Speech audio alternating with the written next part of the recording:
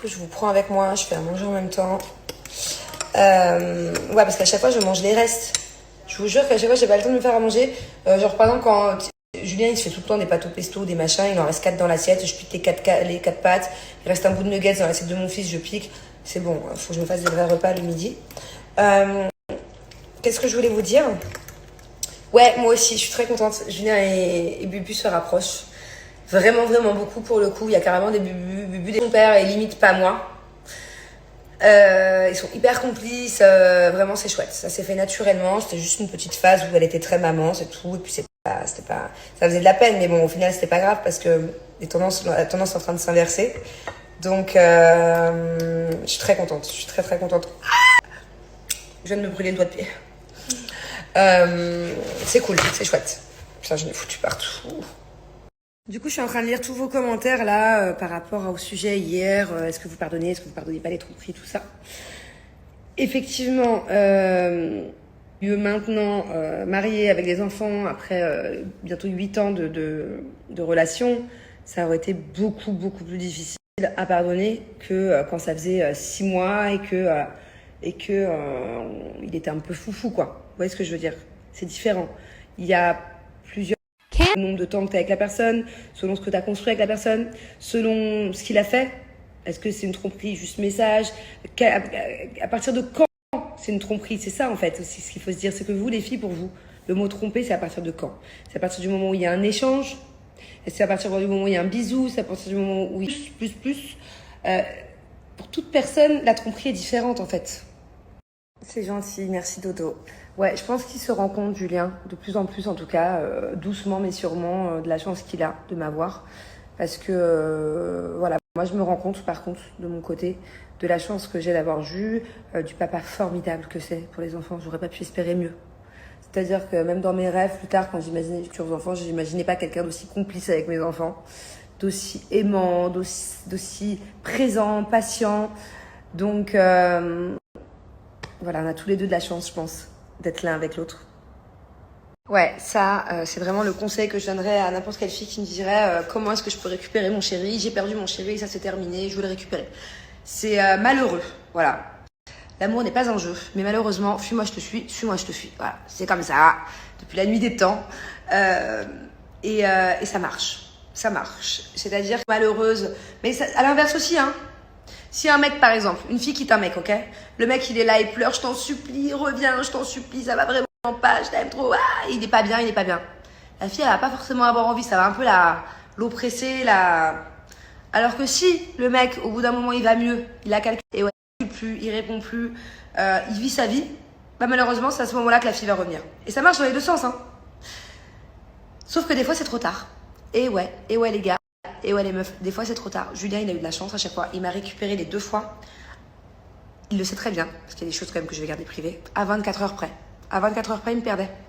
C'est-à-dire qu'à chaque fois, il voyait que je commençais à l'oublier, que je commençais vraiment à re-être épanouie, sans lui, à ne plus penser à lui, et à chaque fois il revenait. Mais à chaque fois vraiment comme si il avait le flair, il l'avait senti que j'allais lui échapper, mais définitivement. Donc faut faire attention. Parce que jouer à ce jeu-là, on peut se brûler. Il y a beaucoup d'hommes, beaucoup de femmes qui quittent leur compagnon et qui le regrettent par la suite parce qu'au moment où le compagnon, du coup, il commence à passer à autre chose et que la personne veut revenir, bah c'est trop tard. Donc Julien a eu de la chance, c'était une extrémiste, mais faites gaffe, jouez pas trop à ce jeu-là non plus. C'est pour moi la solution pour récupérer quelqu'un qui vous a quitté.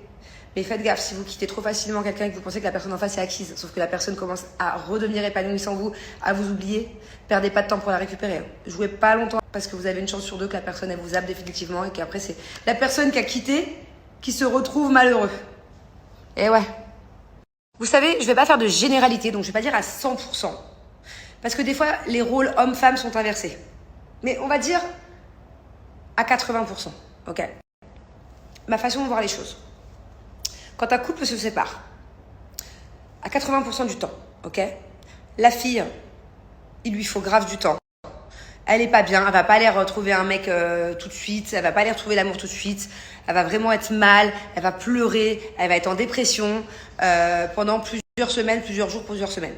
Pendant ce temps-là, généralement, les mecs, ce qu'ils font, c'est que ça fait à peine un jour, vraiment très peu de temps qu'ils sont séparés. et ils vont déjà faire la mala. Ils en ont rien à faire, c'est comme ça qu'ils oublient leur meuf. Ils vont faire la mala. S'il faut même trouver une fille d'une nuit le premier jour ou la première semaine, il n'y a aucun souci. Pendant que la meuf, elle est en dep. Par contre, au bout d'un moment, pareil, je ne fais pas de généralité, mais de ce que je pense, c'est qu'au bout de quelques semaines, quand la fille commence à aller mieux, à vouloir refaire sa vie, et quand le mec a fait trop la mala, a vu des meufs pour un soir, ci, ça, et que la stabilité du couple lui manque, et ben ça contrebalance. Et en fait, c'est à ce moment-là que le mec, une fois qu'il a fait la mac, qu'il a fait n'importe quoi, qu'il a fait TB, il veut revenir. Sauf que c'est le moment où la meuf, elle commence à aller mieux, qu'elle commence à se réveiller, à se dire, oh, je vaux mieux que ça, et il serait peut-être temps que je refasse ma vie, il serait peut-être temps que je me réveille et que je passe à autre chose. Et c'est là où ça contrebalance. C'est souvent comme ça, je dis pas 100%, mais la plupart du temps, les mecs, direct, ils passent à autre chose. La meuf, il lui faut du temps. Par contre, quand la meuf, elle passe à autre chose, généralement, c'est fini pour l'autre. L'autre, après, il regrette, parce que ça va, les coups d'un soir, ça va 2 secondes. Ou les meufs pas sérieuses, ça va 2 secondes. Mais après, il regrette, sauf que elle, c'est fini, finito. Donc c'est pour ça qu'il y a vraiment un timing si on veut récupérer la personne qu'on aime. Il faut pas faire n'importe quoi. Il y a vraiment des fois, c'est trop tard. T'as perdu la personne, t'as voulu jouer, tu l'as perdu et tu l'as perdu à vie. Écoutez, à moins que je sois amnésique et que j'ai la mémoire courte, ce qui est possible, hein, parce que en général, je suis quelqu'un qui oublie tout. C'est un vrai problème, hein. C'est-à-dire que demain, je peux croiser quelqu'un avec qui j'ai grandi, je reconnais même pas la personne. Genre vraiment, des fois j'ai des vrais soucis avec ça. Des vrais soucis d'amnésie, mais là je crois pas, hein. Très honnêtement, hein, je crois qu'en fait il m'a trompé avec Liam dans Les Marseillais. Et Liam, je crois qu'il l'avait trompé avec Montaigne. Il y avait un truc quoi, en tout cas c'était pendant la même aventure. Et après il était sorti avec Maddy, mais comme je vous ai dit, c'était pas une tromperie quoi, on n'était plus ensemble. Mais à moins que j'ai la mémoire courte, mais non, je crois pas. Dites-moi en commentaire. Exactement, c'est la fameuse vidéo de la culotte. Mais en tout cas, je voulais clarifier un sujet, c'est que je n'en veux maintenant avec le recul, je sais pas combien de temps, 6 ans après, j'en veux pas du tout à Liam. Au contraire, nos enfants sont nés le même jour. Quand nos enfants sont nés, Thiago et sa fille, on s'est même félicité. Et par la suite, enfin, je veux dire, si je la croise demain, Liam, j'ai vraiment aucun soin de ses nouvelles. Pour moi, Liam est quelqu'un de très forte. Elle a pas eu des années faciles ces dernières années. Et pour moi, c'est une femme très forte et elle peut être que fière d'elle-même de ce qu'elle a parcouru maintenant, d'avoir trouvé un mari, d'avoir 2 magnifiques filles. Et de se battre au quotidien, de devoir élever ces 2 filles seules. Donc voilà, pour moi c'était vraiment dans une autre vie ça. C'est-à-dire que maintenant quand je vois les vidéos de mes embrouilles dans les émissions, dans les aventures, maintenant ça me fait plus rire qu'autre chose. Bon, il y a des embrouilles que j'assume pas trop la vérité. Les embrouilles dans l'île des vérités par exemple, ça y allait, c'était costaud. Et encore des trucs, il y a des trucs qui étaient coupés. Hein. Il y a des trucs c'était tellement hardcore que c'était coupé. Mais voilà. Pour moi, par exemple, l'île des vérités, c'était mes plus grosses embrouilles. Je crois que je me suis embrouillée. En tout, on était 14 avec 9 personnes sur 14. Mais c'était un long tournage. Hein. Je crois que j'en suis venue aux mains avec 9 personnes sur 14. Voilà, laisse tomber l'aventure de Starbé. C'est vrai que la prod, bon, avec le recul maintenant, j'en veux un peu à la prod de l'île des vérités d'ailleurs, parce que ça poussait. Hein. Il n'y avait pas de CSA à l'époque, il n'y avait pas de censure, mais ça poussait un peu à l'embrouille, ça poussait à la violence, et chose que Banijé, Jem, ma production actuelle maintenant depuis des années, ne fait pas. Et voilà. Bon, en tout cas, juste pour vous dire que ce soit Liam avec qui je me suis embrouillée à l'époque, que ce soit même Montaigne qui est l'ex de Julien, alors que maintenant, vraiment, je l'adore, ou que ce soit toutes les embrouilles que j'ai eues maintenant, j'ai vraiment aucun souci, je suis pas rancunière. Et puis maintenant, voilà. En l'occurrence, ça y est, c'est bon. Moi, j'ai fait ma vie, je suis mariée, j'ai mes enfants. Par exemple, là, on parle de Liam. Donc, par exemple, elle est mariée, elle a des enfants. Ah, next. Je trouve ça plutôt drôle, même. Des fois, je suis un peu gênée. Des fois, je me dis, ah non, mais c'est pas moi, ça. C'est pas moi, ça, sur la vidéo.